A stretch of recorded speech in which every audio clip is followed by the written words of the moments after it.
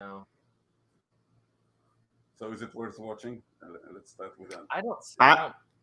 Have you seen? Did you see Holy Motors? Well, I don't like Carax, or whatever his Oh well, you should not watch this then.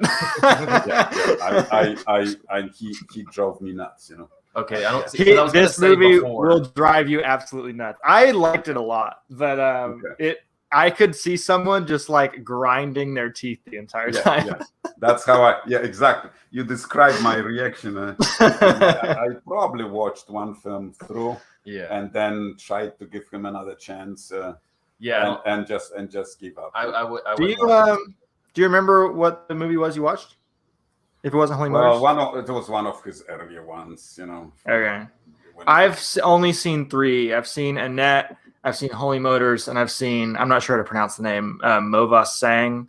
And I felt like that was the weakest one by far. Holy Motors, I think, is incredible. I think it is worth watching, even if you're skeptical of him. Okay. Well, let's try for the third time. But on Annette, I don't think you would like Annette. Okay. Like, it's very much. It's like the epitome of an acquired taste. Either you like it or you hate it. Yeah. All right. Andrew, we'll just go with you, and then I'll introduce Tomasz. Cool. Here we go. Officially starting. Yeah, we're starting. Here we go. In 3, 2, 1.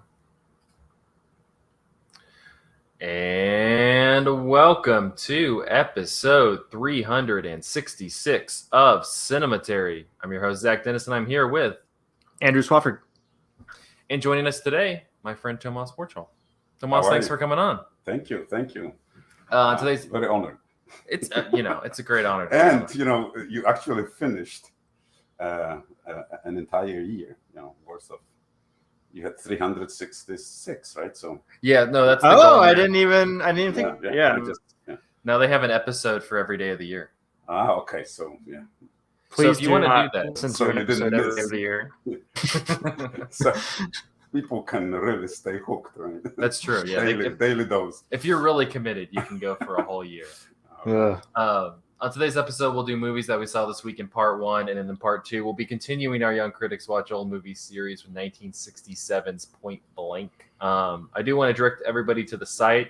We got a new review of O Vigilante, the 1992 film by Osoldo Canidias. I don't, unfortunately cannot pronounce that, but he's a Chilean filmmaker, and he was not something that was on my radar, but apparently he's a big figure in the Chilean New Wave, and we had a writer who really wanted to write about something from the Chilean New Wave, so go do your homework and read that review. Definitely. I think I saw that he shared, actually, if you want to watch it, it's on YouTube in full, so yes, true, you can watch it there. All right, we're going to kick things off with talking a little bit about the new Leos Cara film, Annette, which stars Adam Driver and Marion Cotillard. It was in theaters. It premiered at Cannes. It was in theaters. But it opened Cannes, which is hilarious to imagine considering the way this movie opens. That's true. It opened Cannes, was in theaters for a while, and then it hit streaming. It's on Amazon Prime for people with Prime. But I know the podcast we're big fans of Holy Motors. We've talked about that one a gazillion times. But Andrew, what did you make of Annette? It's a hard question to answer because my feelings about Annette evolved a lot over the course of watching it and over the course of the days since watching it. I've felt about every way I feel like you can feel about it in the process. There were definitely long stretches of it where I was very irritated. There were long stretches where I was laughing at it. There's stretches where I was laughing with it. And I feel like the place where I've mostly landed now is that I think it's like really unique and really neat and really fun and really cool. So I guess I should give people an idea of what Annette is even about. It is a musical. The music in the movie, as well as the story for the movie, are both written by the band Sparks, who I know people are massive, massive fans of. I don't really know much about Sparks at all. I need to watch that Edgar Wright documentary about them. Yeah, I was gonna say they're having a moment right now because they got that Edgar Wright documentary, and then they got people. So I don't know why we just I don't know. Anyway, missed the boat on Sparks. Yeah. But the story they have written for this concerns these two performers. Adam Driver plays this kind of provocative stand-up comic. He kind of does, crowd work. And what we see in the movie doesn't seem like what an actual stand-up performance would be like. It's more just like this weird performance art thing. Mm-hmm. And then we have Marion Cotillard, who's a famous opera singer, and they have this celebrity romance. There's all these interstitials in the movie showing like the tabloid news, like E! News or something, reporting on their personal life. And they get married. They have a child. That child's name is Annette. The child, Annette, is played by a puppet in the movie. And that is just a thing that is not commented on. But it is very like... You get used to it. You get used to it, but it's also impossible to miss. It's not like one of those things like American Sniper where they used a doll and you're supposed to not notice the doll. You're supposed to notice it's a puppet. Impossible to not notice it's a puppet. And I probably shouldn't say any more than that, other than like there are twists and turns along the way. It's kind of like a rise and fall, Star is Born sort of story. Mm-hmm. But it in very strange and unpredictable ways. There's even some like J-horror stuff hidden in like the last half of this movie. I already mentioned last time I talked about it that, I mean, there is a scene where Adam Driver is going down on Marion Cotillard and is singing at the same time. Jesse did not want to watch this movie with me, but Jesse refused to watch this movie with me, but she did want me to bring her into the room when that scene happened because she knew that it was happening ahead of time. And I think she was a little disappointed. It only lasts like, it's not long. I don't know. It's like maybe 10 seconds. Yeah. And the way that it's framed is a little underwhelming if you've had it sold to you as like this headline, like this eye-grabbing clickbait. Yeah, it's not like erotic. It's just more like he's singing while he's doing that. I mean, but it is, I think, hilarious. And I think that one of my main takeaways from this movie is that it is absolutely not taking itself that seriously. This is not like, I mean, it is like a sophisticated, highbrow, artsy, like cerebral movie, but it's also like very, very silly. One of the reasons why I mentioned that it's funny to imagine that it opened Cannes is that there's like this opening dialogue, this narration that plays before the movie actually starts of like somebody addressing an audience of people. And he tells the audience that like, they are not allowed to breathe for the entirety of the show. And if they have to fart, they need to do it in their head. So like, that's the kind of level of humor we're dealing with here a lot of the time. And the movie is like constantly reminding you that you're watching a movie. It's constantly reminding you that like musicals are highly artificial things. Like the scene where Adam Driver goes down on Marion Cotillard, he is singing a song called "We Love Each Other So Much." And one of the only lines in "We Love Each Other So Much" is just the line, "We love each other so much," repeated over and over and over. Done in like the most deadpan fashion imaginable. And it seems to be just like playing on the fact that most songs and musicals only exist to like convey a single idea about like a plot point or a character or something. But they like in this musical, they don't embellish the idea at all. They just like say the idea out loud. Like there's another scene where Adam Driver is like traveling around the world, and the line is, "We're traveling around the world. We're traveling around the world." Like he just says that. And so what kind of clicked for me about halfway through is comparing it to Holy Motors, which is doing a similar thing with very different execution.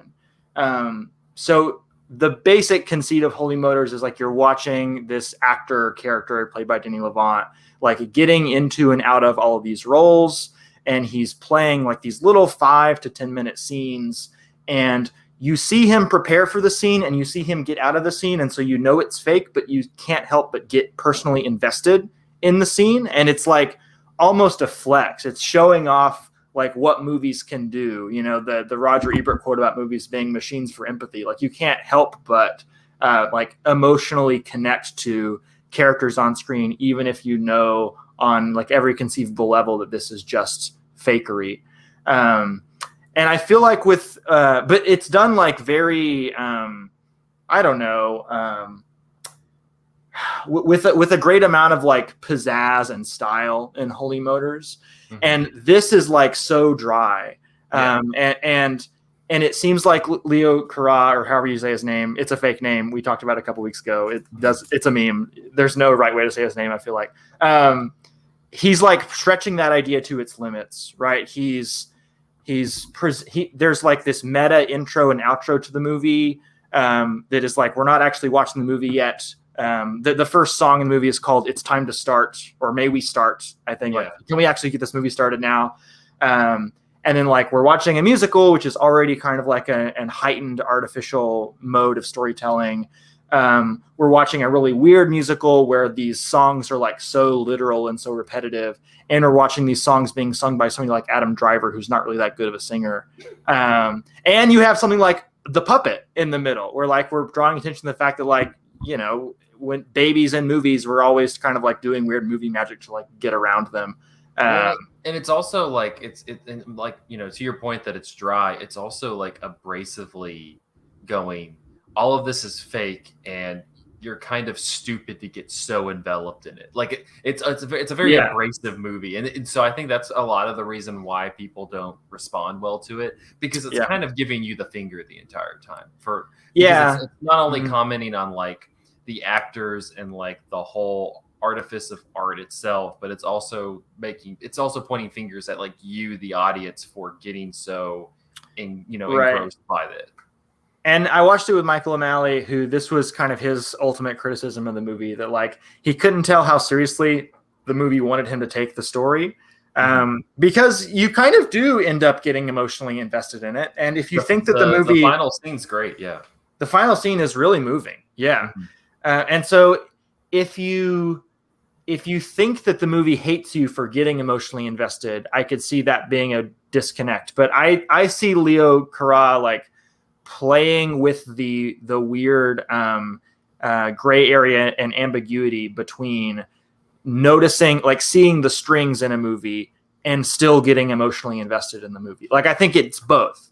I think so. And I think he's giving you the finger, but he's also going that he's like, I also like this, but I think he's more so one of the comparisons that people have made toward Adam Driver's character is comparing him to somebody like Bo Burnham or Anna Gatsby, who is kind of like these people who are commenting on like the world in a way that like people really like, they really get behind it. They really like almost not like in a cult like fashion, but they really do invest in like what these comedians are saying. You know, you look at like the reception to Bo Burnham's Inside, and people really like are invested in like the concepts around that. Like I see it all the time on TikTok that it's something that people have really grasped onto. And I think he's more commenting on that of like, this is artifice and you are literally like building your whole life around this thing. And it's a fake thing. And it's emotionally investing, but also it's a fake thing. I think that's more what he's getting at. I don't think he's like dismissive of the whole thing. It's just, I think he's more dismissive of people who are building their whole lives around pop culture figures, I guess, a way to describe it. Yeah, I guess that is also a way to understand the little celebrity culture interstitial news clips as well. Like the way in which these people's lives are not necessarily their own, but being viewed by the larger culture in like this obsessive way. It's one that I was kind of lukewarm. I didn't hate it, but I was lukewarm to it when I saw it. But ever since I've seen it, I have been thinking about it just because I think it does I think it's a movie that you have to understand what it's doing. And if you come at it with how you want to view it, or if you come at it with a whole different viewpoint, it's just going to be completely rejected. But if you get on the same level as the movie, you'll enjoy it. And I think it's difficult for people, and that's probably why it has such a violent reaction to it. Yes. There are some really stunning sequences in it, though, that I think almost anybody would be impressed by. Like the opening sequence, the "It's time to start" sequence. It's like a long tracking shot where we're like watching the band playing and watching all the actors come together, and like we're going to the set of the first scene of the movie. And we also see Leo Cara in like the booth, like doing sound for the band. It's really, really neat. There's also another Warner that is it's like a camera that's circling a conductor.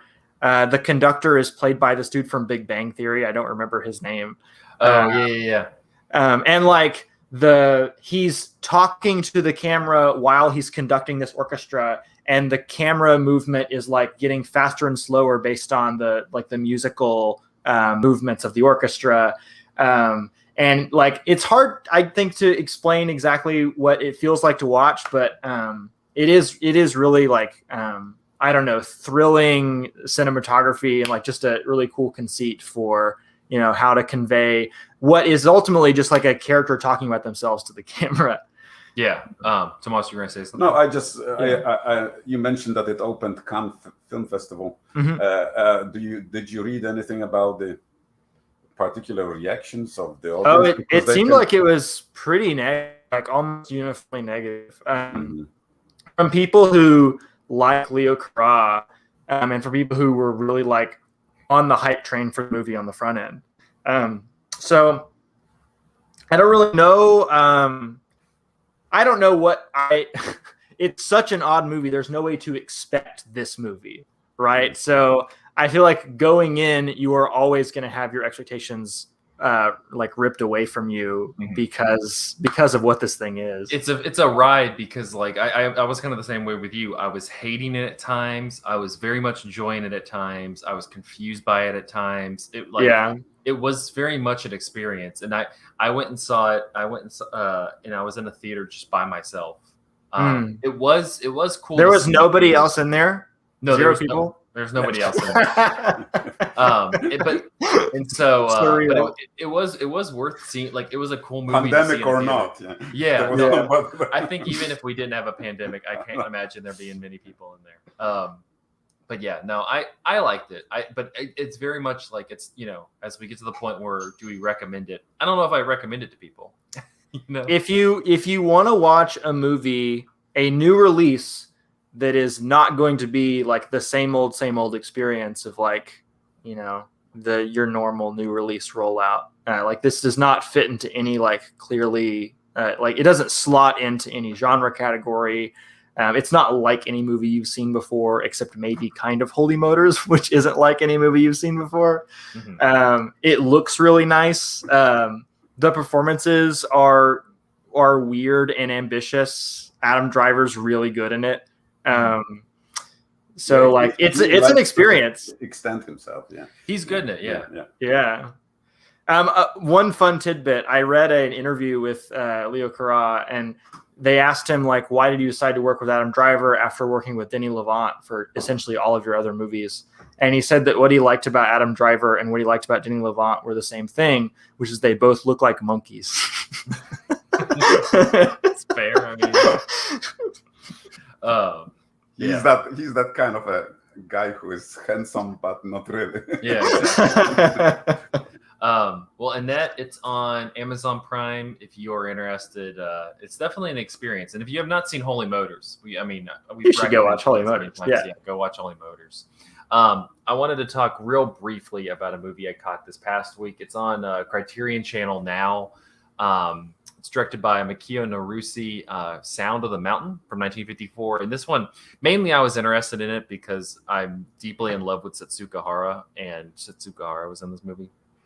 And I still love her. And I got to stop watching movies where people are incredibly rude to Setsuko Hara and don't treat her right. I got to stop doing that because I love her so much. And she's never treated right in any movie. But this one, it's about a family in Japan, and you have the Setsukahara and her husband, but she lives with her in-laws, the mother and the father, and they seem to have a solid relationship. Like she stays at home with them. They're older, but the father works. He actually works at whatever. They don't really specify what company or like what his work is, but he works at the same place as the son.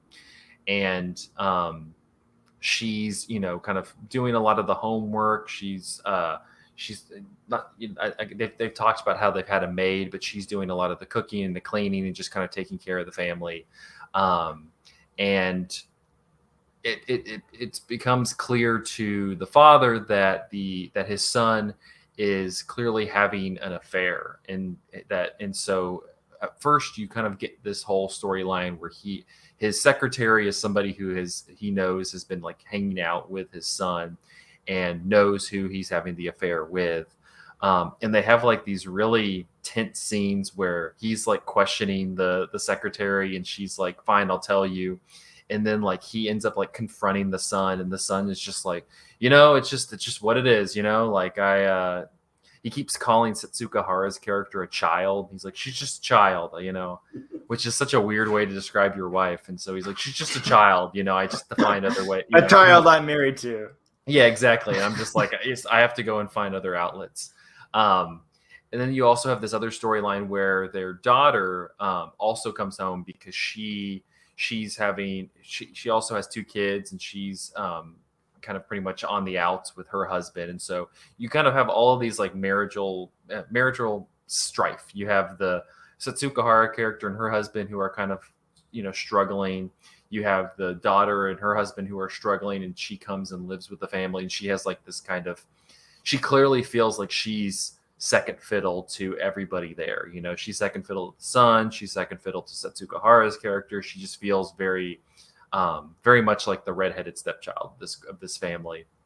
And then you have a lot of the familial stuff that you're familiar with like, because this very much feels like an Ozu movie, just without like the stylistic flourishes of like an Ozu movie.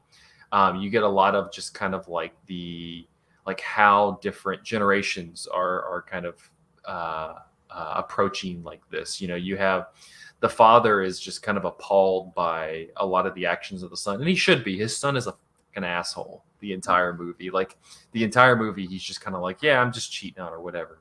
But I think it's also clear, like you kind of get into those like kind of post-war World War II shifting generations in Japan, where you have a much more traditional generation with like the father and the mother. You have the generation with the son and the daughter that's a little bit more lax, that they're doing, he goes out and spends a lot of the night drinking, hanging out with different people. The woman he's seeing is like this very metropolitan, independent fashion designer woman who is living, with a friend of hers. And you just kind of have like this generational strife. It's probably the most radical generational gap you can imagine, in Japan after the Second World War. It is, yeah. Opening, yeah. And the kind of the big wrench that's thrown into it by the end of the movie is you learn that Setsukahara's character is pregnant, and she's, I guess, been kind of talking about having a child for a long time, but without talking to anybody, she learns that she's pregnant and ends up getting an abortion. And pretty much her reasoning for getting an abortion is she just doesn't want to have a kid with this guy. And by the end of the movie, she's pretty much decided that she just kind of wants to divorce him and get out of this entire relationship. But she also has this really deep connection with specifically the father, where he really just is somebody that she can kind of confide in, she can really trust in. And it was really, I'm a giant fan of Ozu. Narusi feels very much like he's on the same narrative wavelength as Ozu. He's kind of investigating investigating these generational strifes in like a very subtle way, similar to Ozu, but he does not have like, you don't get those tatami shots. You don't get like those, the kind of cutaway shots, the pillow shots that Ebert calls them. It's much more traditional in that way, you know. But at the same time, it's investigating like these generational gaps that are prevalent in post-war Japan, that in kind of doing it in a way that Ozu did, where it's much more subtle, it's not as overt, and it's all about kind of the internal, fighting the internal with the external. Don't you think that, I mean, I haven't seen the film, that the fact that there is abortion, that the daughter has a strong relationship with the father, that she's kind of trying to assert herself, that this was kind of a little, I mean, that wouldn't that make the film stand out, you know? That's what I would think. It's pretty progressive, like in the way it because it handles the abortion very well. I mean, it's not like the when the family learns about it, they don't necessarily condemn her. They pretty much kind of go, well, why didn't she talk to us about it? Like, why didn't she like bring it up? Like, why would she kind of keep that away from us? It's not like it becomes like this. They don't cast her out. She makes her own choice to go, I just don't want to be a part of this relationship.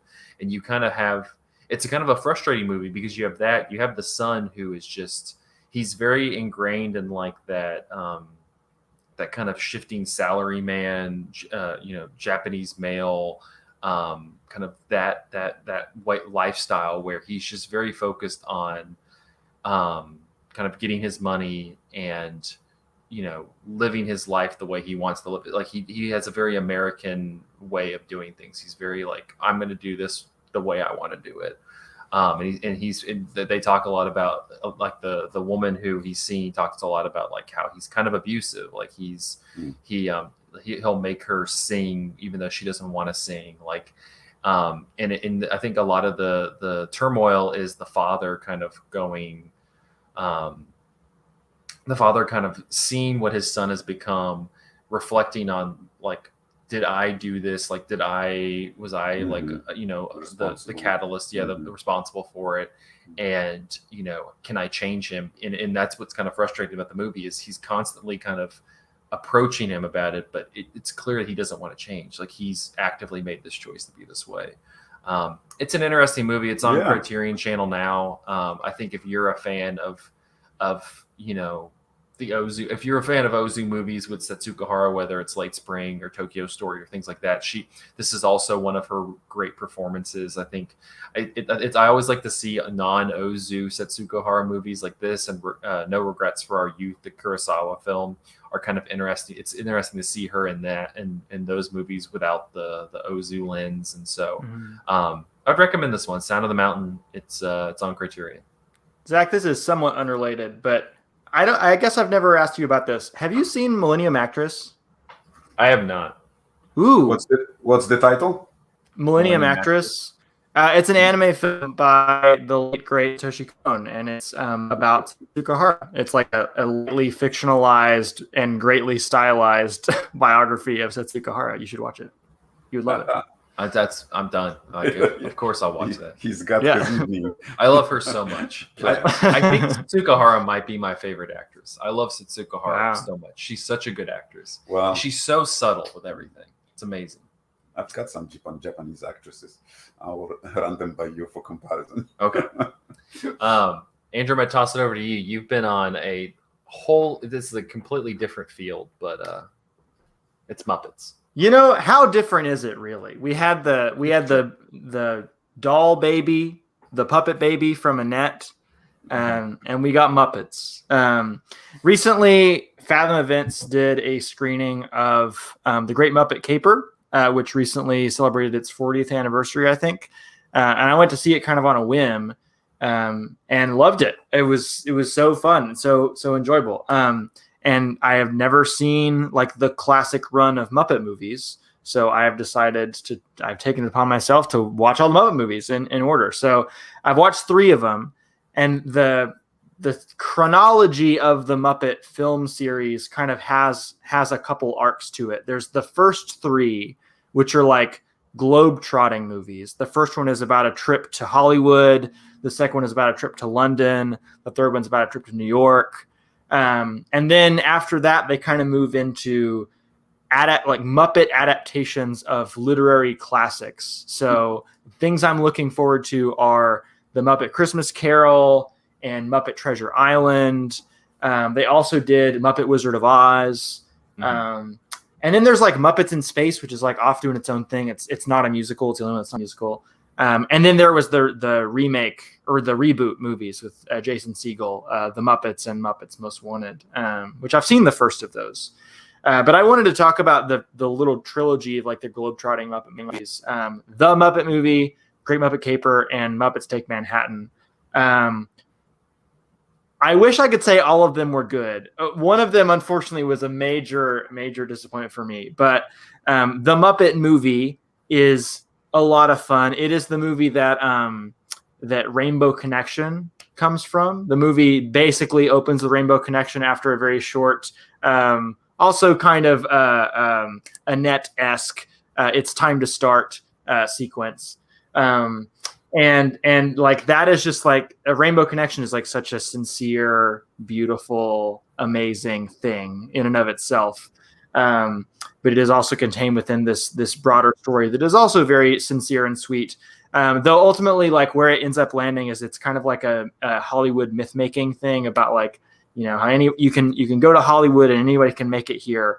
But like the fun of it is all the songs, which are ridiculous and great and catchy, all the personality of all of the Muppets, and the cameos. There's a lot of celebrity cameos in these movies, which I think is one of the main draws to the series. I have two favorites in the first movie, one of which is Steve Martin playing a very non-classy waiter at a restaurant that Kermit and Piggy go to. But they don't have a frame of reference for what class looks like. So everything that he does, they think is like very sophisticated. He like just peels off the foil on the top of a champagne bottle and like wads it up and throws it off of a balcony. And then the best one, oh my gosh. I'm worried that I'm spoiling this for people because it was such a great surprise when I saw it, but I can't not talk about it. When he finally gets to Hollywood, and Kermit goes to like a Hollywood movie studio. He's trying to become rich and famous. And he's let into the office of this like bigwig Hollywood guy. And the guy's like, he has his chair turned around. You can't see who he is. And then he eventually turns around and it's Orson fucking Welles. and Orson Welles' only line is he calls his secretary and he says, "Draw up the standard rich and famous contract for Mr. Kermit the Frog." Which is just it's so good to hear come out of Orson Welles' mouth. Great Muppet Caper is even funnier than the first Muppet movie. Oh, hold on. Let me back up. There's something I forgot to mention in the first Muppet movie. There's just so many ridiculous things that happen in this movie. One of the ridiculous things that happens is a kaiju version of Animal from the Dr. Keith band. He takes some sort of serum that makes him grow like 10 times his size, and he scares off some bad guys, which is wonderful. I saw somebody there's like a podcast recently like did a Q&A show, and one of the questions was like, what Muppet should fight Godzilla?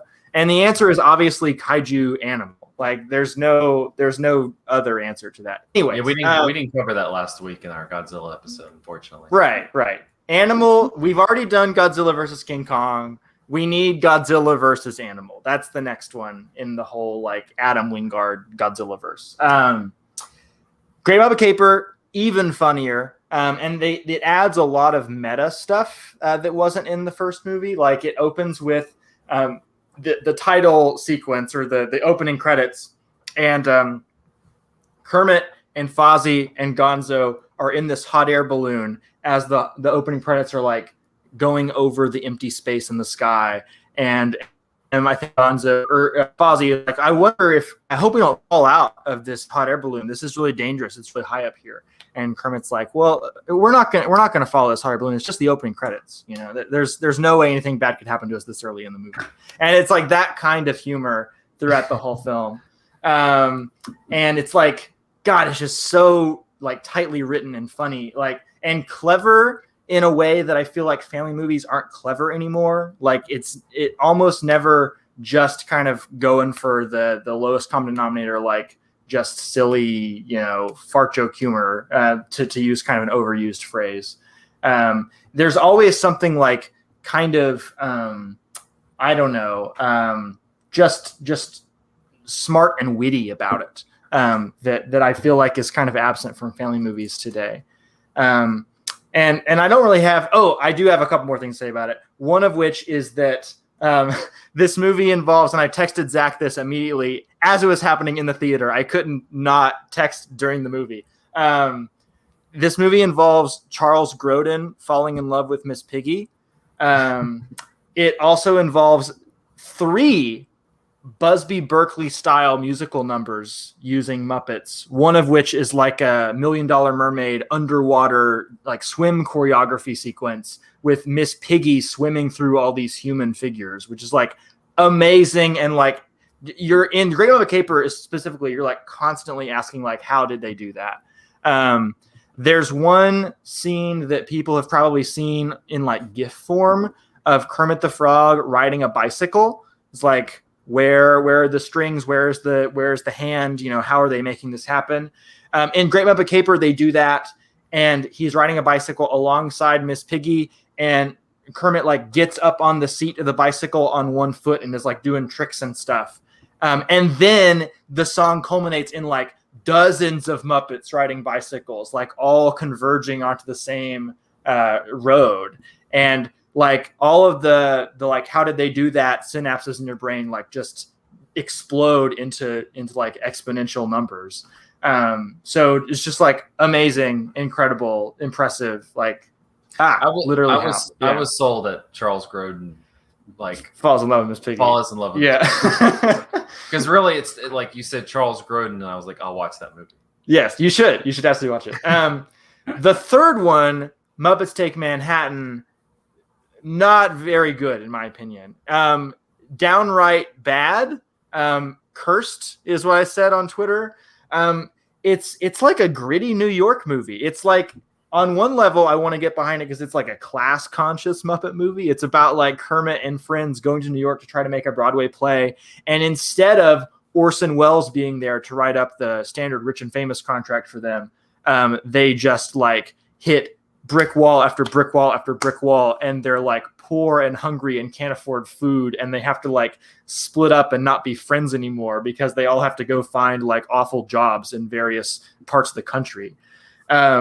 But it's like, it doesn't even really attempt to be funny a lot of the time. It's trying to go for like this really like heavy emotional thing, which doesn't really work for the Muppets, I don't feel like. And when it does try to be funny, a lot of the times the humor it's way too existential for my it's too existential for the Muppets. Yes, this is too real. I don't want to be thinking about. Yeah. I was actually watching this the night before Payday, and like Jesse and I were like struggling to find something to make for dinner that night because we couldn't afford to go out. So it was too real. And like when it does try to be funny, a lot of the times the humor is like in bad taste, which is not the case in the other Muppet movies that I watched. Like they're always like very timeless and smart the way that the jokes work. And in this, like a lot of them had to do with like kind of rapey, like unwanted sexual advances upon various people. And like there's weird stuff with like racial discrimination towards the rat Muppets that like doesn't really land. And do you know like there's like a dozen little rat Muppets that all look the same and they're tiny. They work in a restaurant, which is supposed to be, it's like a proto Ratatouille. Yeah, it's the rats and it's the Swedish Chef. Swedish Chef is not in the restaurant, but in the show that may be the case. I don't know. The way this movie ends is like Kermit and friends getting to actually make the Broadway musical they've been trying to make. And so it's one of those movies that's all about like artists trying to create a work of art, and you get to see the work of art. And most of the time, when movies like this, when this is the narrative, you don't end up seeing the work of art because anything that you could see would probably pale in comparison to what you're imagining how great it's going to be is. There's the exception of something like The Red Shoes, for example, where the art that you see is like the most amazing part of the movie, and it totally lives up to the way that the movie has built it up. And this is the rare case of when they show it and it's awful. Like, I think the movie wants me to watch this and like have my heart fluttering with joy at how beautiful the Muppets like dream is. But it's like, if I was watching this musical, I would walk out. This is a really bad musical. It's a really bad way to end this Muppet movie. And it just ends with that musical. Like, there's no outside of the text afterwards. And it just left a really bad taste in my mouth. So I'm going to keep watching them. I've heard that Muppet Christmas Carol is like a lot of people's favorite. A lot of people's really favorite Christmas Carol movie, and a lot of people's favorite Muppet movie. So really stoked for that, and I'm excited to get to the reboot movies as well, because I remember really liking the Jason Segel one, and I've heard Muppets Most Wanted is even better. But just a quick plug for the Muppets. People should watch the Muppet movies. They're good. Cinema, a lot of people put a lot of hard work into those, and I feel like for the most part it really pays off. And unfortunately, they're now under the Disney balloon, so you can find all of those on Disney Plus. Unfortunately. All right, we're gonna take a quick break, and then we will be back talking Point Blank and getting shot in a jail after this.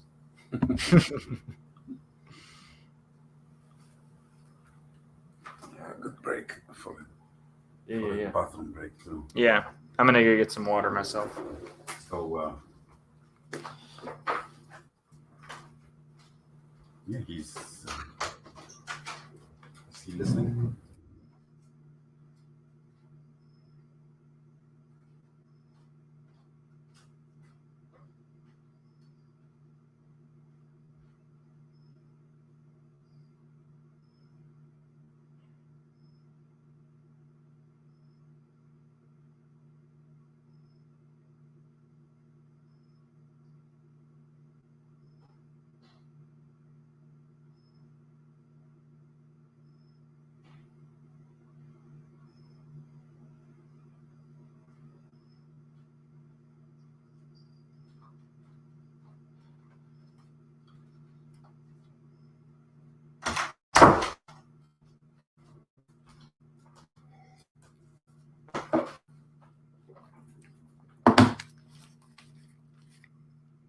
Hello, YouTube.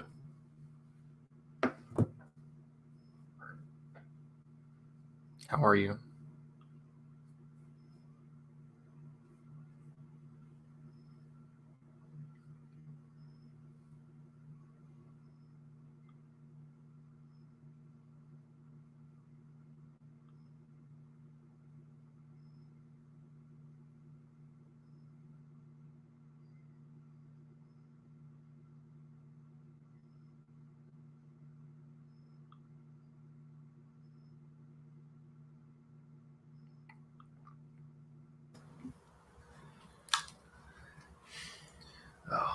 So I've been busy today. I've not had time to formulate a TIFF list at the moment. Oh yeah. What you're gonna be? Is there any titles that you're excited to see that are not on my list?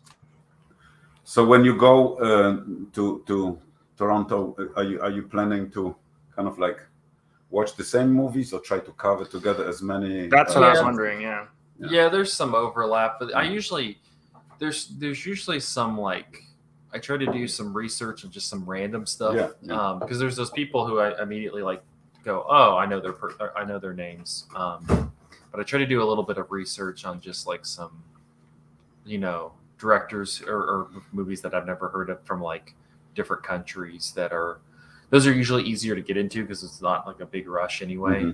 So I just haven't had time to do the research yet to kind of see what else is out there.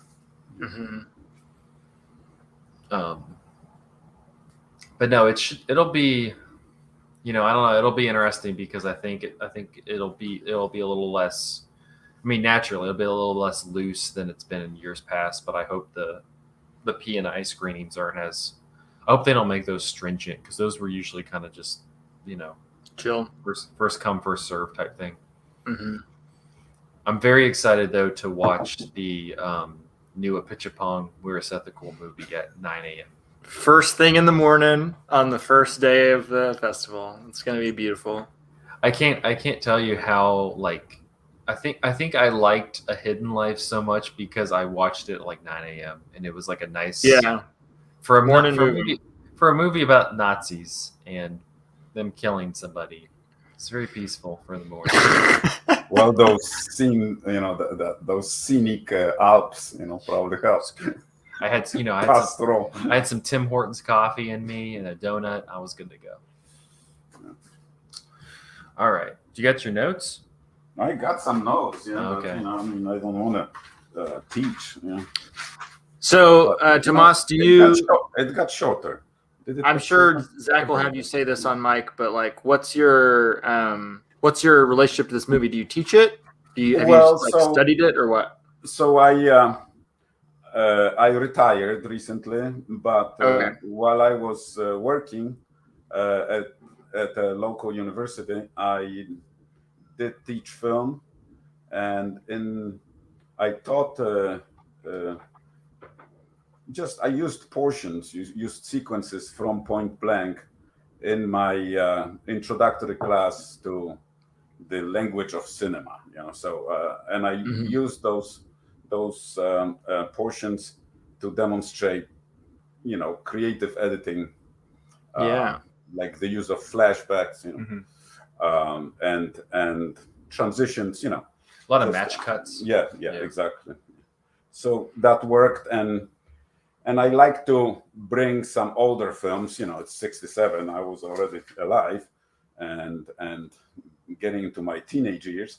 But for the students in my class, this was always a revelation. I wanted them to kind of go back and appreciate the history, and the achievements that, because very often they would call something very innovative or radical or kind of breakthrough, they don't not knowing that it was done, a long time ago.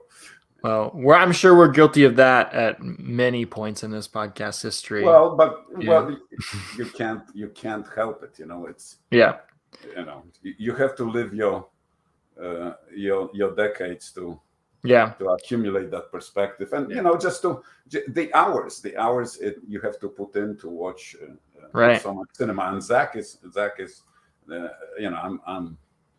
I'm so impressed with his knowledge.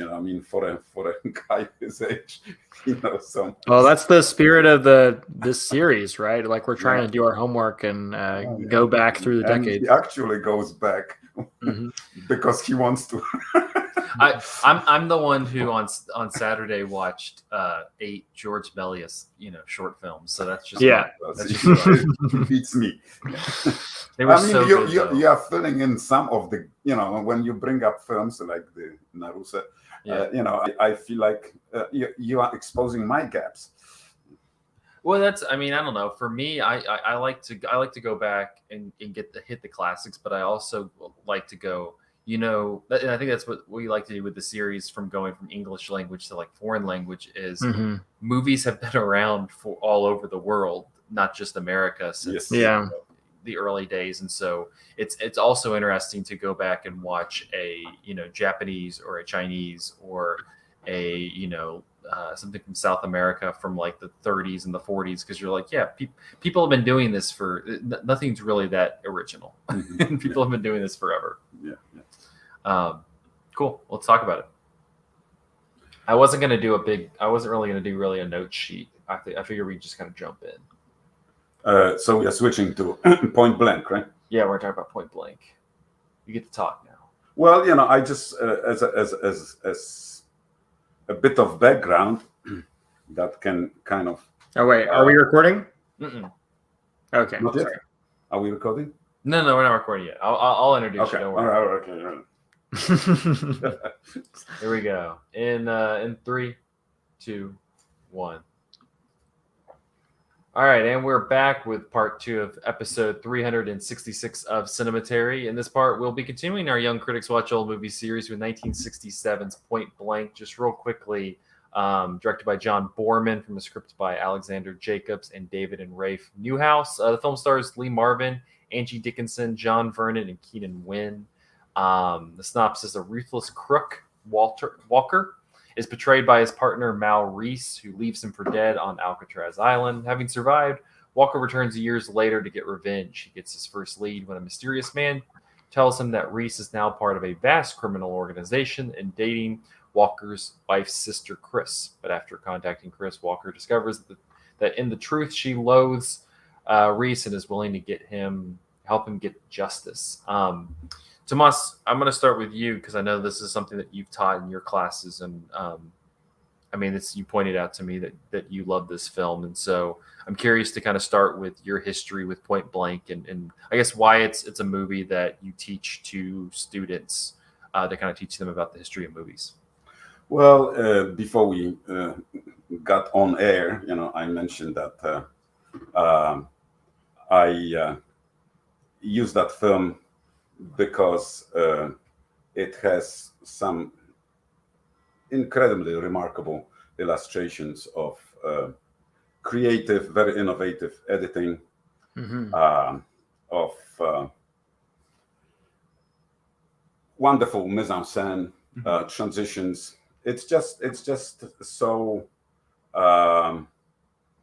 brilliantly made, and it's especially impressive since this was put out by Metro-Goldwyn-Mayer, by a major studio, and it's a miracle of a film, given the time, even though Hollywood was already changing. We are talking about 1967. Yeah, and it's in many ways it's a kind of a pioneer film, but I just couldn't believe when I watched it first time that a film like that was made in Hollywood, that it got released, that it got approved, that it wasn't shelved, or simply, kind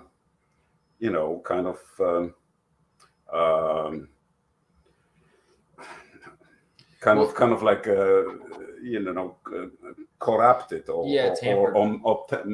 mainstreamed. Well, that was the first thing that I mentioned to you when you came over, is like the thing that impressed me about the movie the most is like it's just incredible to me over anything. I mean, I liked it a lot, but it's just incredible to me over anything that a major studio put this out, like a Hollywood studio put this movie out, because I couldn't imagine today something as like strange and wild as this movie being put out by a major studio, much less like an independent studio, and so it's incredible to me that MGM put this out. Yeah, and what because I was curious about the circumstances of its production and release, and what kind of helped that film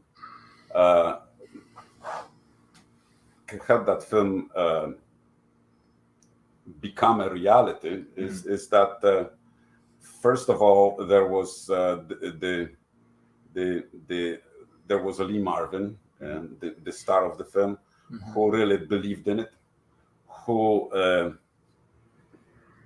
also had a lot of faith in John Boorman, who at the time was just a kind of a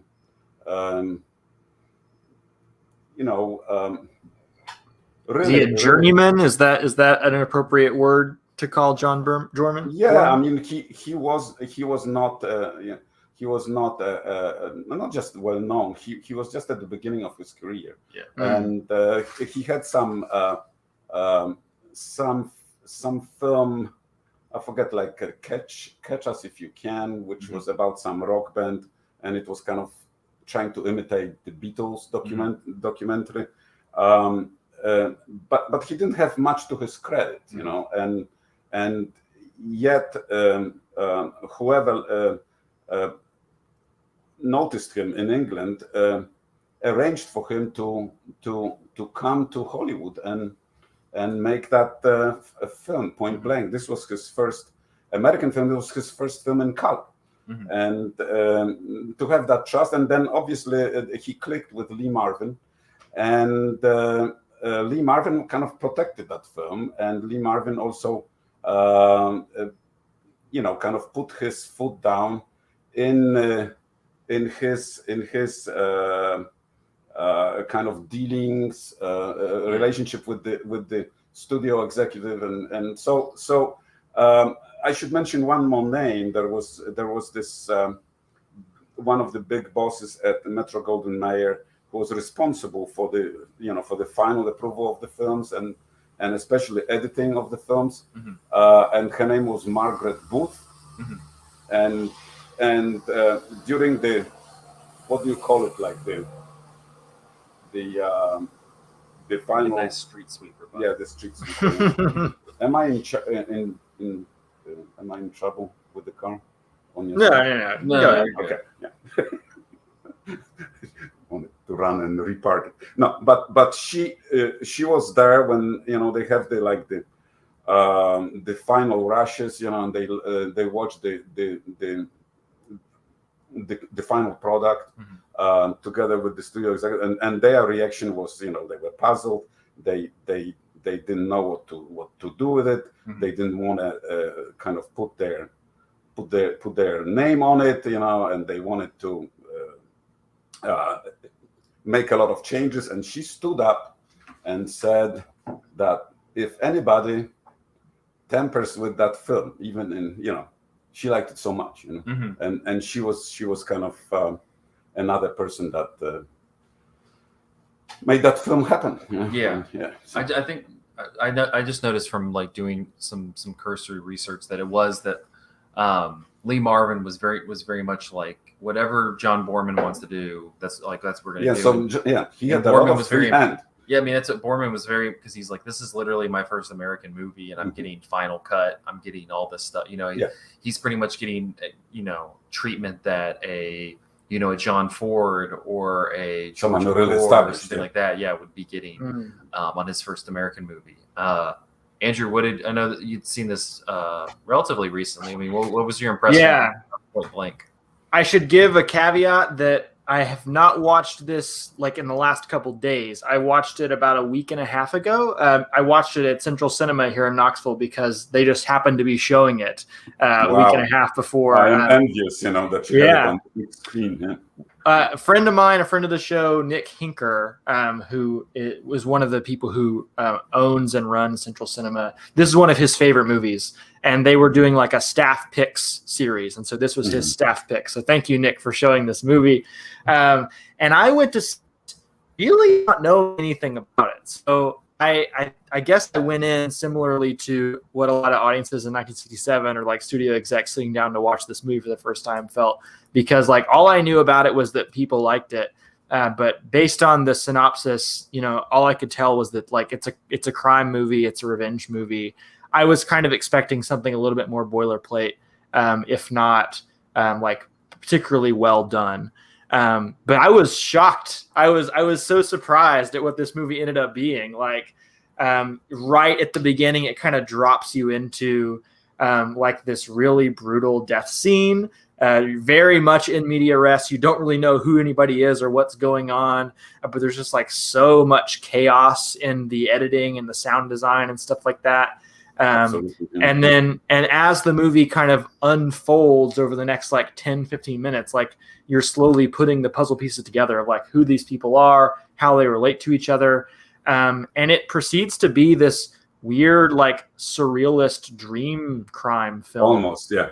Where there is an argument to make that it may not, the whole film may have been just, or may be seen as a kind of a flash forward almost, the kind of a fantasy of being carrying out that revenge,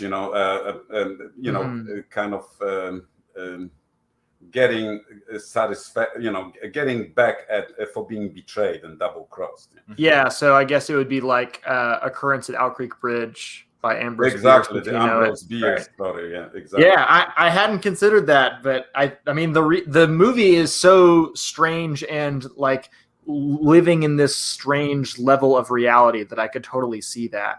Yeah, and there are so many indications, that to support that kind of interpretation. But then there is probably not enough. It's just kind of thrown in to to make our engagement kind of a little more complex.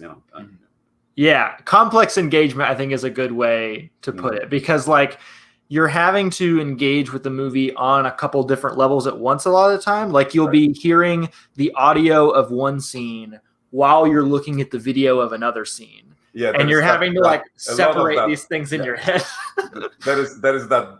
Well, it's dissonance, because it's the asynchronous sound and image, and just the fragmentation of the narrative, of the continuity. So many gaps in there, that we are asked to fill in, and we may try and succeed, but maybe with an effort or with some pieces reservations. Yeah. Well, it's one of those movies that like you could sit there, you could take the cinema sins like fine-tooth comb to it, but you're just like, that's so boring to do. Like it's like it's way more fun to just experience it and just like live in whatever the hell world it wants you to live in, because there's just something so like hypnotic about all of it. Hypnotic is a great. I mean, consider the music. Even the music is there is this jazz kind of melancholy score, but then there is also that kind of wistful, kind of plaintive vocal part to it that kind of suggests this kind of regret, and the impossibility of that reality we are seeing, or the kind of futility of that revenge. Yeah, there is something very futile about it. And in Lee Marvin's performance, too. Once you get to about the halfway point in the movie, he looks like a dead man. Like he's just walking, like staggering around from scene to scene, woodenly. Like no emotion whatsoever, but like in a great way. Right? He's not failing. And he's so good at it. He's succeeding so well as an actor in those moments. And like you're asking the question, like, not only is this worth it, which is almost always a question in revenge movies, but like, what are you even getting out of this? Like, what do you want right now, man? Well, that's what I mean. Literally, the one. What's the it's self-reflective. The one character asked him that. He's like, "What do you like? If you get the money, like, what are you gonna do with it? Like, you clearly have no plan. Like, you're just doing this to do it." Well, the money is something concrete that he's after, but it's about revenging or avenging the betrayal. The money is secondary, because it's the principle of the thing. At the end, we have this kind of a circular structure. He's back at Alcatraz. The money is there. He is not coming out of the dark to claim it.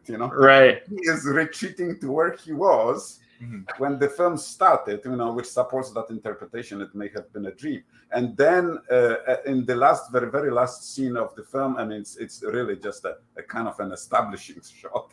We see the island, of Alcatraz from a distance, as if we kind of moved away and left him there. This is the movie. But to your point, that the beginning is stunning, because it starts with a shot. It starts with a shot, so it's actually a shot. The opening shot is a shot. It's a gunshot that will be then recurrent. Kind of reminding us that of his condition, of what happened to him. But because it's in the dark, we don't see anything, so it's just an auditory shot, so to speak. And then we go into that. What I loved about that, because it's a pre-credit sequence. We have 5 basically in the course of 5 minutes, the film brilliantly tells us all we need to know for our essential backstory. Mm-hmm. That there was, they got together with that Mao because he was in trouble. Mm-hmm. He asked him to trust him, that he was his friend, and that we find out what the deal was. Mm-hmm. We find out what the plan is. Mm-hmm. Then we see it executed, and then we see his betrayal. Mm-hmm. And it's all in 5 minutes, but we get to know so much about the character. It's psychologically and that would already rich. We are already invested before the credits even start. Yeah, and that could be a full movie in another movie. You're right. If in other people's hands, in some, craftsman, not a master like Boorman, mm-hmm. This could be a TV series, right? Well, it's so effective. It reminds me. I think a modern example of that would be the opening sequence of the Wachowski sisters' Speed Racer, which also captures this whole world of everything that kind of sets everything up, but in a span of 10 to 15 minutes. This one though, and I think what's so impressive about it is just the way it edits. It's everything. It never feels like you're going back. You're going back and forward, but it never feels like you're going back. Everything is always you're always moving forward, mm-hmm. and it's just you're moving forward in your understanding of the movie, if nothing else. It's just the way it is progressive. You're right. The way it's edited is so it's so in line with the narrative that it's incredible, because you're going back and forward in terms of time, but at the same time you're also moving forward in what you need to know and what is happening. And it's never flashy. It's always meaningful. There is a purpose to it. It's justified. It's not just to show off. Yeah. No, it's. I think there are some editing flourishes that you could say are kind of trying to show off. I think of a lot of the match cuts. You have that match cut where Walker gets to Carter, and he's talking to Carter, and then it has a match cut where Carter kind of turns around, and it goes from him where Walker's found him to him in the office where he's yelling at the other people in the organization. That wasn't as effective. But it wasn't a flashy match cut in the vein of Lawrence of Arabia or 2001, but it was so effective because you immediately went from Walker's talking to him here to it moves on to we have to get rid of this guy, and it does it so it cuts out all the fat. So abrupt. It cuts it out all the fat. Mm-hmm. It's so lean. Yeah, very lean. Yeah. I was thinking of another match cut which I admired. Was he's he was to pick up the money there, and he obviously took Carter with him, and Carter gets shot, and it's in that drain. And he obviously knows that there was no money, just paper. He lets there is the close up of the water. Mm-hmm. He lets that money flow down that drain, and then it cuts to another water, which turns out to be the swimming pool water. And we have a close up of hands where a Walker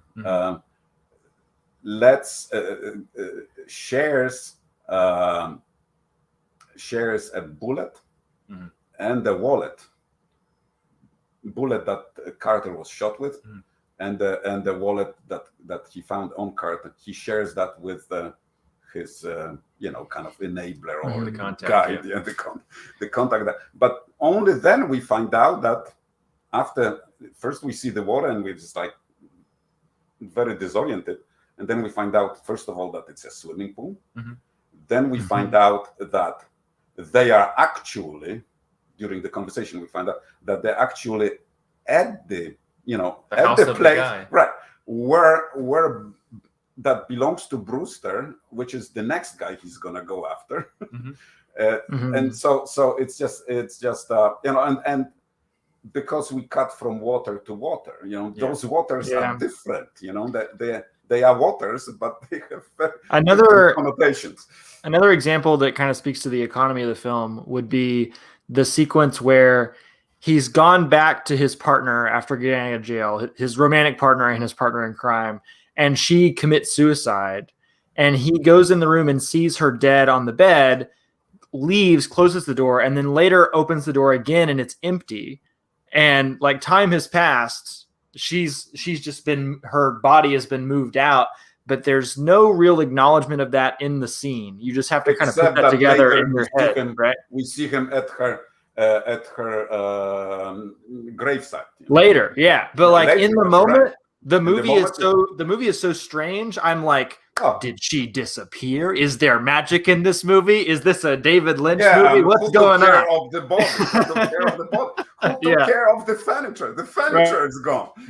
There's a cat in there now. What's the significance of the cat? Yeah.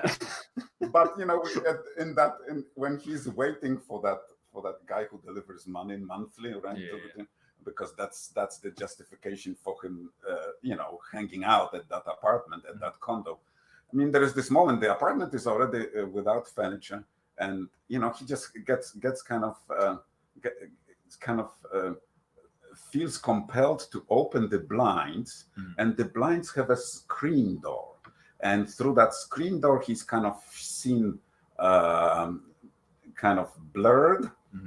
Comes into focus, and on the other side, through that screen door, he sees no other than who turns out to be that Fairfax, that handler of his, that kind of guide. I don't know how to call him. And the guy's just there.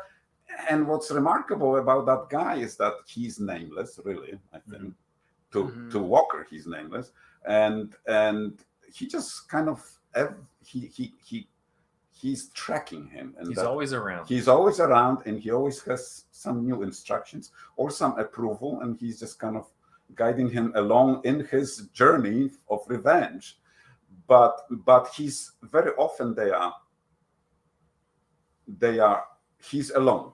They are alone. When they talk to each other, there is, except on the boat, on that ferry, there is nobody else. So that kind of, I read, I think that Zoderberg in the conversation on the Blu-ray, on the commentary, he suggests that Fairfax, that character, because he appears out of nowhere on that ferry, with the instructions how to start his revenge.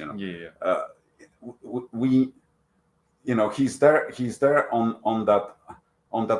He compared him to an apparition. It's like that kind of also supports the possible idea that it's all kind of dreamlike.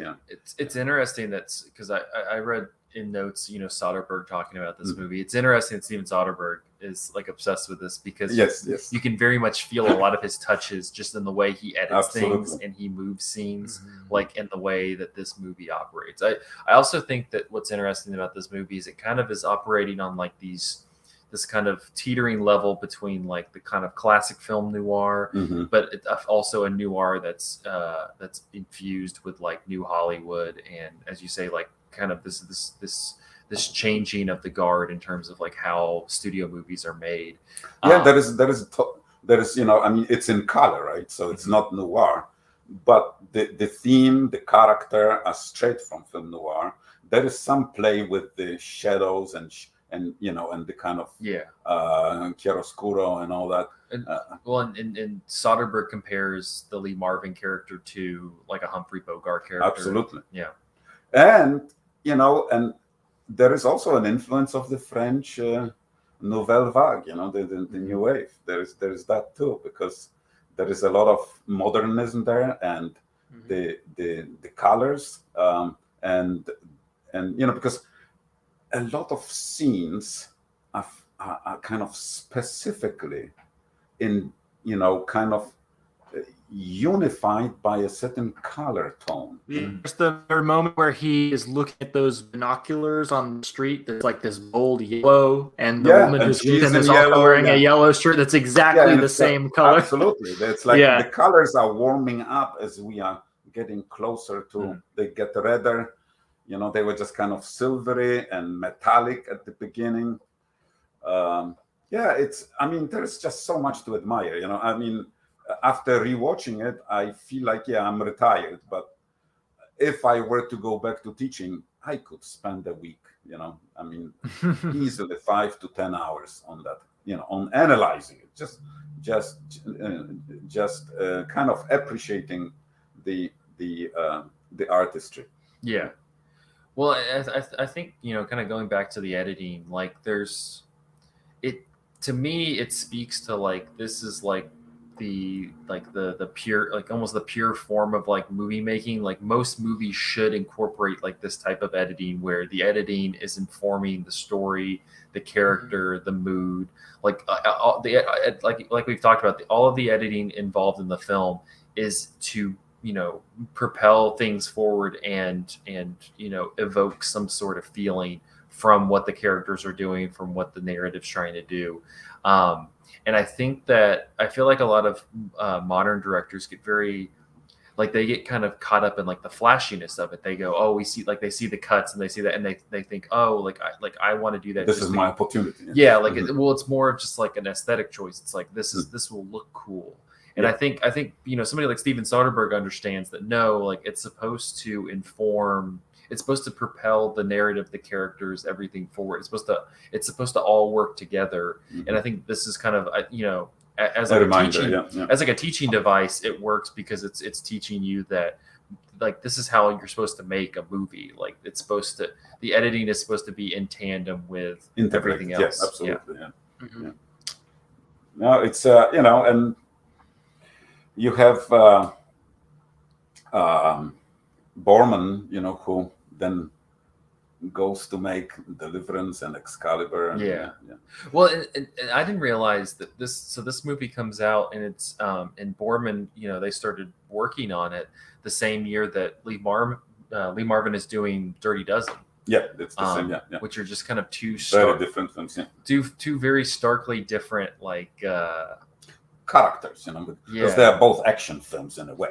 But also characters. But also like two different movies that are kind of are looking at America in two like vastly different ways. Like there's something about like the character of Walker and just like I think that you can read a lot into like the uncertainty of like his character and like trying to piece together things in America in like the late 60s. While in Dirty Dozen, like you have like this kind of revisionist World War II fantasy, and he's kind of very much like shepherding that as like the leader of that. I think it's two different. Like it's interesting to him, especially when you also incorporate his character in like Liberty Valance, right, of like these three different male personas in a shifting America. Yeah. Well, it's. I never get tired of this film. I mean, I just realized that. After thanks to you, for kind of letting me know that you're going to be discussing it, because now I feel like I feel compelled to take a little more time with it and. Break it down, write something, Yeah. Well, do you feel do we feel like this movie does get like the recognition and like the study that it kind of deserves? Because I'm like I knew of this movie, but I don't think I don't feel like it's one that is consistently brought up as it's not. People don't have posters of it. Like or maybe I'm just kind of missing it. I don't know. No, I consider it a classic, mm-hmm, and it got introduced into the registry, whatever they call it, like the motion pictures, mm-hmm, when it's considered, a masterpiece. Mm-hmm. But just the general public, it didn't go well in theaters. That's what I would be wondering. Yeah, and so. It's for the aficionados, like I said, I've heard of it through people liking it. But the people that I've heard like it a lot are people who are like several layers deep in their journey of film. It's not something that you go to immediately when you're trying to watch all the big movies. Yeah.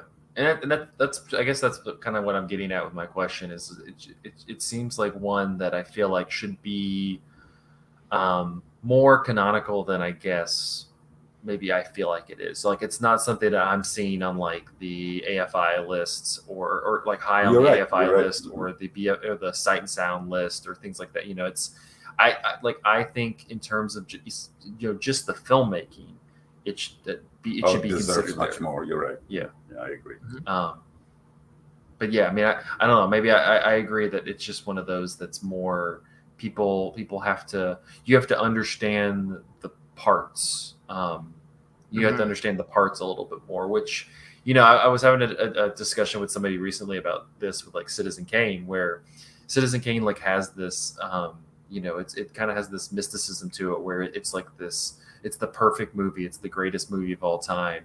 And I was telling that, and she was going, I don't dislike the movie, but it had so much fanfare, attached to it that like when I finally watched it, I was like, well, I don't think this is the greatest movie of all time. And I'm like, I mean, it's probably not, but at the same time, it's an insanely impressive movie and it's an insanely entertaining movie. Like it's a great movie. It just has like that kind of perception attached to it that like you go in expecting the number one thing ever when you watch it. And I think, I'm kind of it's what you bring up is actually could apply to Point Blank, because the reason we are we put Citizen Kane on such a pedestal is that it introduced a lot of kind of cinema techniques. It's a lot of techniques. Yeah. It's a lot of and all sorts of devices, and it's very very creatively woven into the narrative. Yeah. But that could also apply to, I mean, the Point Blank in a different 20 years later or so deserves the same kind of when was Citizen Kane, was it like 41? 41, you're right. So more than 20 years. But Point Blank is using a lot of those kind of again techniques, touches, all sorts of cinematic tricks, with the same, and in the same, it's kind of in that same creative way for which it doesn't get the credit. It's innovative, and very radical for its time, and that's what it doesn't, it's not acknowledged. Though I wonder if the point you were getting at, Zach, is like, because this movie doesn't have that canonical mystical status, we can come to it and be wowed. But when we go to Citizen Kane, there's all this reputation, there's all this baggage attached to it, and you can't see it divorced from that, right? No, you're right. Yeah, this film is definitely, kind of still open for people to get wowed by. Yeah, and I think that's kind of my overall point is like that's what's really gratifying about like watching this, is that you get to see something that I think is really radical and really technically just incredible to watch. That kind of feels like it's a little bit hidden, like like I say, like I'll tell people to watch Citizen Kane because I think it's incredibly fun. It's an incredibly entertaining movie to watch even without the superlatives. But it's gonna be a tough sell for somebody who's really not that invested in movies, because they're gonna be like, well, this was supposed to be the greatest movie of all time. Right. And that's what everybody says. And so I think the point. What do you expect? Yeah, right? exactly. With the greatest. Well, it's just you cannot live up to that. No, you can't. And it's just it's. So I think that's Point that's Blank. A curse on Citizen Kane. It is, but I think that Point Blank kind of has the luxury of being you would like for it to be getting more recognition, but it also has that luxury of not getting the recognition. Well, I like what Andrew said. It's like this is the kind of the pleasure, the satisfaction of watching that film is that you make your own discovery there. Which honestly, in like the 60s, 50s and 60s was what people were doing with Citizen Kane, because Citizen Kane was, it had a lot of. Sorry, I got on a whole Citizen Kane. I just read that. Eldon gave me that book on Citizen Kane, so I just read about the production of Citizen Kane, and so I'm just like, so he finally found the book. He got me the book, and I'm just like enraptured by like the production of Citizen Kane. But it was really interesting because it really it came out in theaters. It had the whole publicity run because Hearst was trying to kill it, and it was nominated for Oscars, and so all that stuff happens, but then it just kind of goes away. It just disappears because RKO goes down, Orson Welles kind of goes down. It just disappears. And then it gets people find it like in the 50s and 60s. You have, this revival of it. People start really appreciating it. Pauline Kael's ripping Orson Welles in The New Yorker. Like it took, it's also a movie that people discovered and really started evangelizing about. It's not like, from day one, it was the best movie of all time, which I think is interesting. Yeah. And it's obviously with much less critical attention, but this is the kind of the sort of arc that we follow with Point Blank. As we kind of wind down, any final thoughts on Point Blank? I have two quick things that I liked about the movie that we didn't get a chance to talk about. Okay. One is like the way in which the violence is handled. It's really brutal. Shockingly brutal. Surprisingly convincing, Yes. The scene that stands out to me the most when I'm thinking back on the violence of the movie is the used car scene where he gets in the car with the car salesman and just drives him under a bridge and just like bashes the car against a column over and over and over again. And then the guy gets out of the car and he keeps beating him up. And then he cannot close the door. There is a little comic relief. The door doesn't close all the way anymore. By the way, I'm gonna quickly interject. So hilarious. So Marvin was the driver. There are no stuntmen here. They really banged up that car. What's amazing is that they repaired that car, put it back together. Oh my gosh! How? I don't know how and why. The other thing that I like about it is how that once you get to like the third act, it kind of becomes this weird Kafka-esque story about like corporate culture and how like there's the buck doesn't stop anywhere. Like you can't find a guy who can do the thing that you need him to do because there's always somebody higher up. It reminded me of like nobody has the authority yet. Nobody has the money. There's no money anywhere. Don't ask for your payment because you're not going to get it. I've seen people on Letterboxd say that I think it was maybe Nadine who said this. It's like trying to get paid as a freelancer. Like, I just want my money. Give me my money. And like what it reminded me of is like I just went through this like 2-month-long saga of trying to get my internet service provider to fix my internet, and it was just like constant calling of customer service and like constant like I need another mechanic to come to my house, another mechanic. I need to like jump through this hoop and that hoop and buy this thing and that thing. And I felt like this guy in Point Break. I'm just ready to kill somebody. Like, just somebody tell me the person I need to kill to make my internet work. I will do it. Andrew's in a car under a bridge with the Xfinity guy. Right. Yeah. It's just like we can all relate to it. It's like we are ready to explode. Yes. Well, that's what's so funny about that scene when he's like at Brewster's house, because Brewster's just going like I don't have the money. Fairfax is not going to give you the money. Like nobody, like I don't know why you want this money. He's just like, so I'm going to need you to pay me the money. He's like, I don't have the money. And he's just like, yeah, but I'm going to need you to give me the money. He eventually shoots, I think, the phone.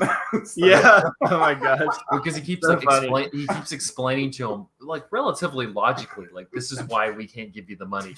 And Lee Marvin just continues to go like, I just want the money. Like he's like, well, can we give you this? He's like, no, I just want the money. Like that's. So good. Well, if you've been convinced after this conversation to watch Point Blank, it's actually on HBO Max at the moment. So cool. Also, I can throw in that if you have $15, invest it in a Blu-ray edition from 2014, because you have an entire commentary going through the whole film between Soderbergh, and it's just so sweet. And John Boorman, who already then was in his early 80s, he's almost 90 now, and he's so lucid. It's just well, and Soderbergh's the best to listen to talk about movies. Like the dude's so smart. So that commentary is worth the Blu-ray. Nice cover too. Yeah. Exactly. Oh yeah.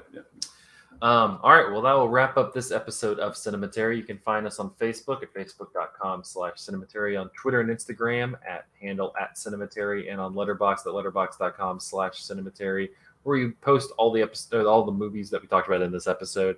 Thank you to our patrons over at patreon.com/Cinematary. Thank you to Cam, Chad Newsom, Christina Daughtry, Corey Willingham, Harry Eskin, Candace Sisson, Ron Hayes, Tyler Chandler, and Whitney Rio Ross. Thank you so much for your patronage. Next week, we will be continuing Young Critics Watch Old Movies with 1969's The Color of Pomegranates, because the 60s are getting weird over here on Cinematary. So, and we talked about it a couple weeks ago, but Andrew and I will be at TIFF, the Toronto International Film Festival, in the coming weeks. So be looking for stuff on the Twitter account and stuff and other social media accounts of us reporting from Toronto. It's going to be fun. Yeah. Well, I'm looking forward to that. Now you got me hooked. That's the goal. That's the goal. That was the reason. All right. Thank you guys for listening. We'll see you next week.